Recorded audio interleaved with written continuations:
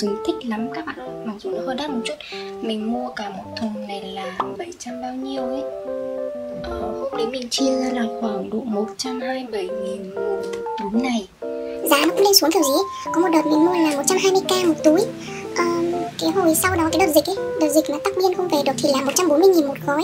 Bây giờ thì mình mua áp cái voucher trên Shopee thì còn 127k một gói. Không biết sau này giá nó sẽ biến động như thế nào nữa. Nhưng mà dùng cái can này rất là thích. Khử mùi rất là tốt mà nó không bị những cái bụi ấy. Nó chỉ có một khuyết điểm đó là hơi đắt một tí thôi. Bông thì thường 2 tháng là dùng hết 1,5 túi. Sau đó thì mình sẽ bỏ hết đi và thay bằng cát mới. Để lâu thì nó cũng sẽ bị mốc ấy. Đó thì mình thấy dùng cũng được khá là lâu đấy. Mà nó không bị mùi nữa. Nói chung là mình rất thích cái loại này nha.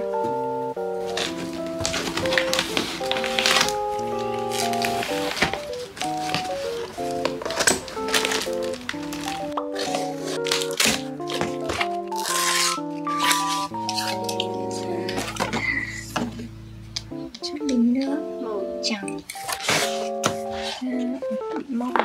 Mình mua 2 hộp mặt nạ này. Mua 2 hộp mặt nạ này thì sẽ được tặng một bình nước. Rồi. Hôm nay chắc là mình sẽ dùng cái mặt nạ màu đỏ này. Có tem chống hàng giả nha, mình mua ở trên Lazada. Mình thấy cái món cà chua này khá là ngon nên hôm nay mình sẽ nấu thử.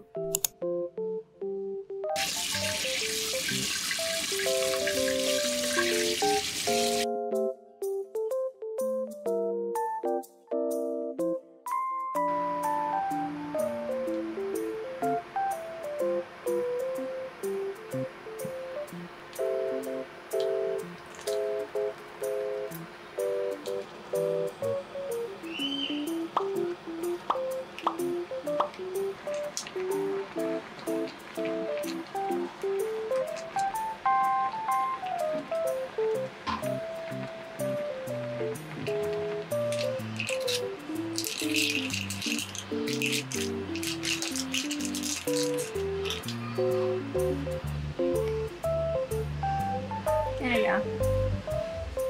Làm gì vậy? Người đến mua đi tôm phải không?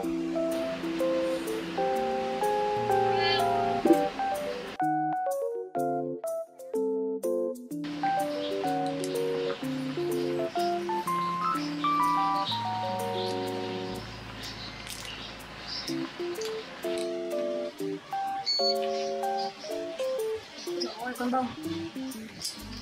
Ôi trời ơi. Này, biết người ta đang nấu không?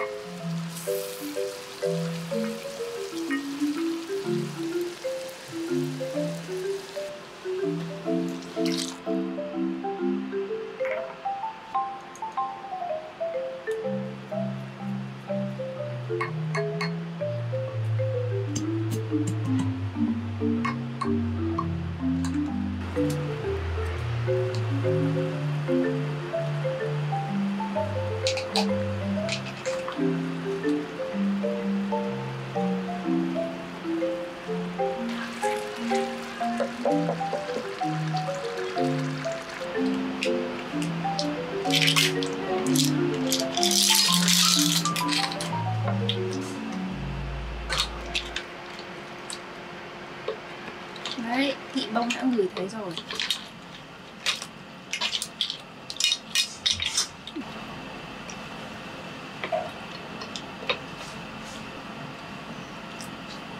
Hôm nay mình mua một lon Strongbow vị đào. Ui, Vậy là đúng.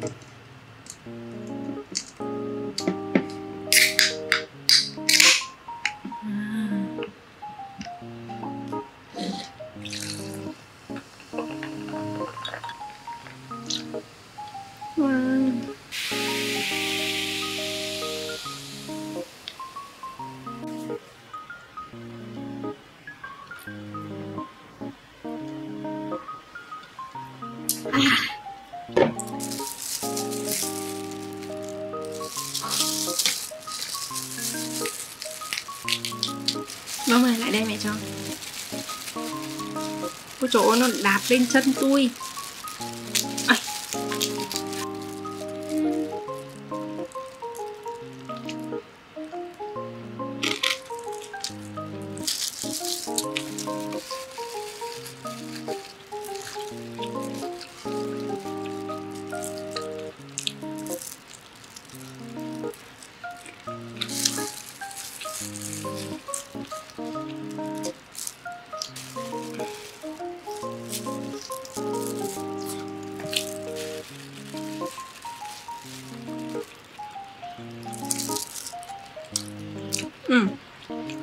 Hai cây ăn rất là hợp.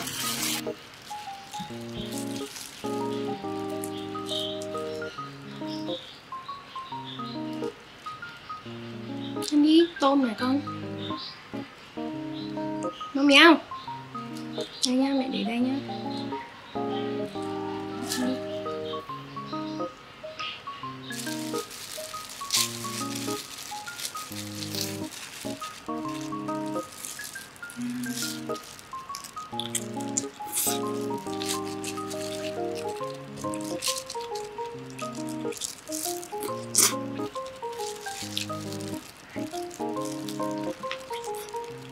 Đây, đây, bóc cho. Đây, đợi mẹ. Biết rồi, đợi tôi.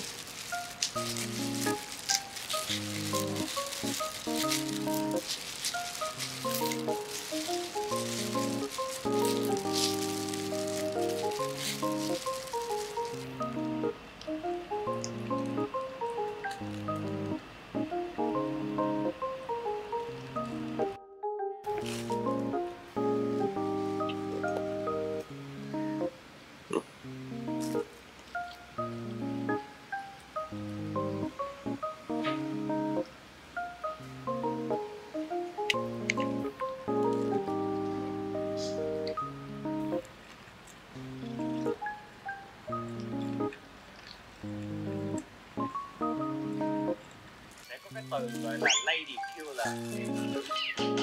Thấy chưa? Hỏi Đau đầu quá mẹ. Không. rớt gì vậy?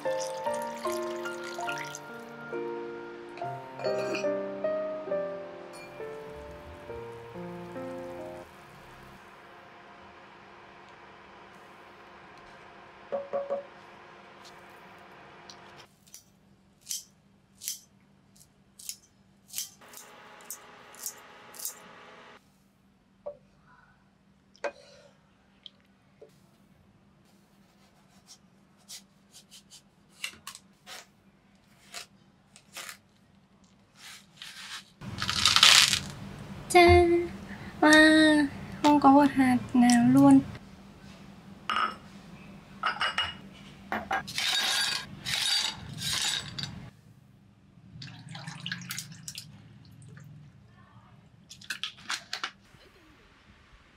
Thật ra tôi có gây ra tội lỗi gì với cô đâu. Tôi chỉ muốn... Có chuyện gì vậy chị? Anh mau dậy đi. Gì? Rượu đi đâu vậy? Đó là rượu mà chủ nhà quý nhất mà. Đúng vậy, mau đặt. Nó là điều bàn ra, nhưng cho mình hỏi ha. Bồ và hắn đâu có thân thiết gì, sao có cơ hội uống rượu chung mà chú? Chỉ cần mình tạo ra là được. Chung hát cho đã.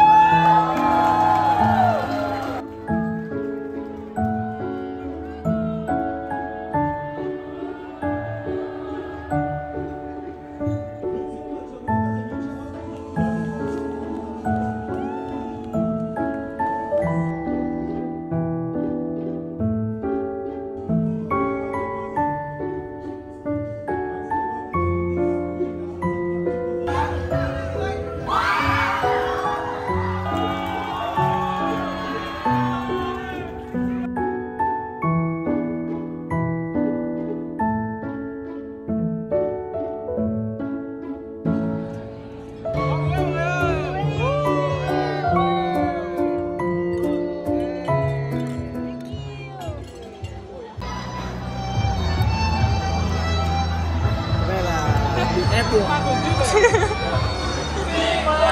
Chịu rồi. Mệt lắm. Đấy, nào nhá. What just happened? 'Cause I don't recall. Can't imagine why you talk to me at all. Am I standing? Did I start to float? Lovely feeling that I wish would never go, but I know that just like the summer days, baby, your gaze is fleeting. And out of all the words I say, yeah, it sounds insane, but I mean it when I tell you I don't want to love.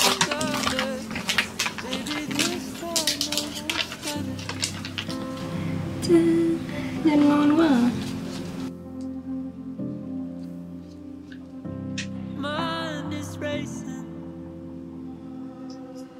at a breakneck speed. Hands are shaking, and it's not caffeine. At least I don't think so. I guess it could be though, but it doesn't matter either way. I'd still say something stupid like, what would you do if I stayed? But just like the summer days, baby, your gaze is fleeting. And out of all the words I say, yeah, it sounds insane, but I mean it when I tell you I don't wanna love another. Maybe this time I won't stand for way too long.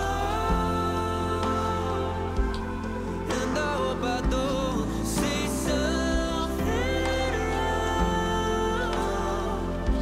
I'm just intimidated by your perfection, head over heels for you at the same time.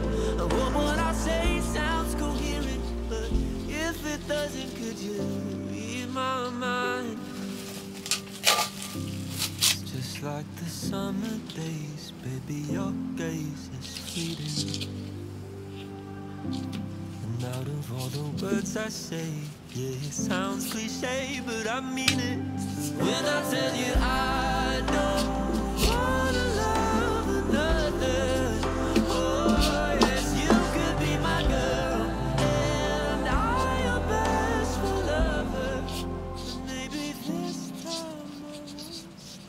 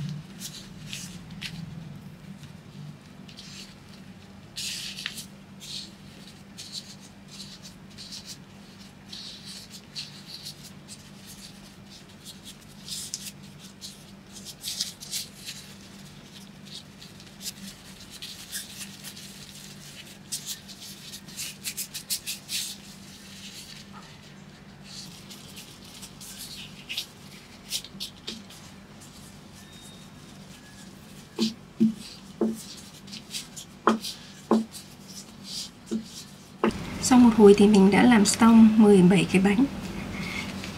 Nhìn cứ như có mấy cục chân trâu ấy nhỉ.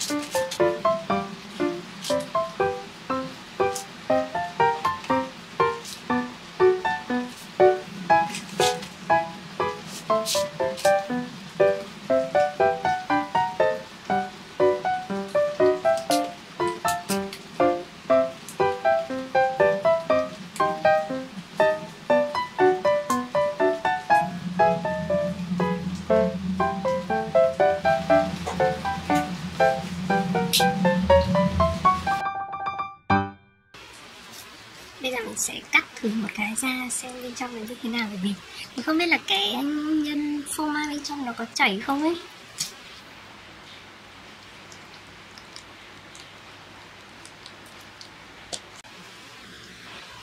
Wow, ngon quá đi.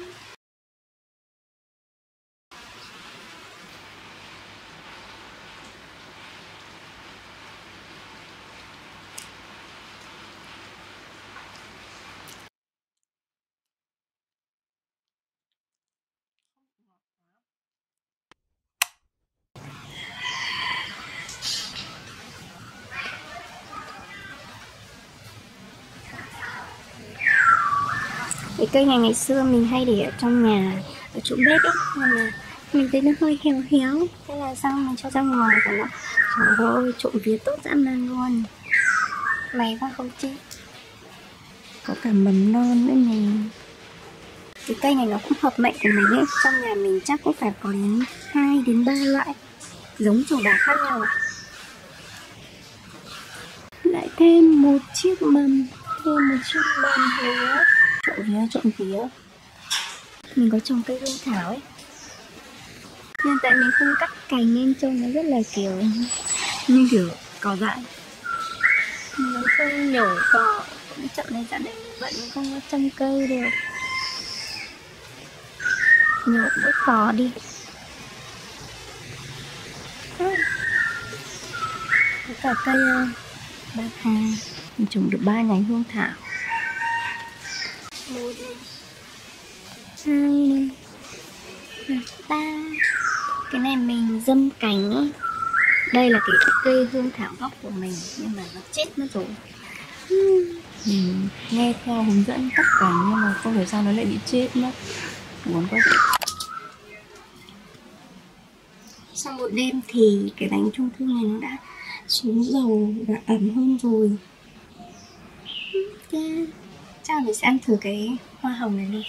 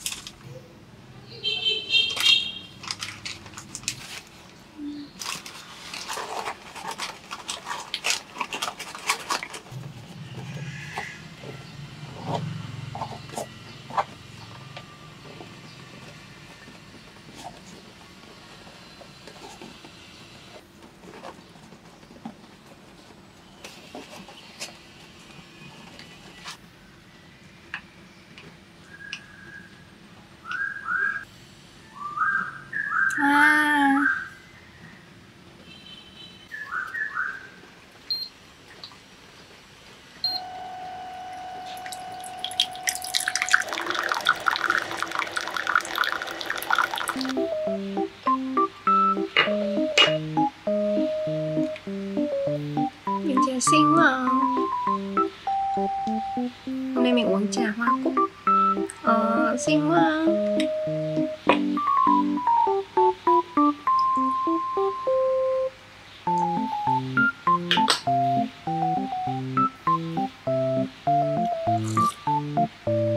Ôi, trà thơm lắm luôn ý.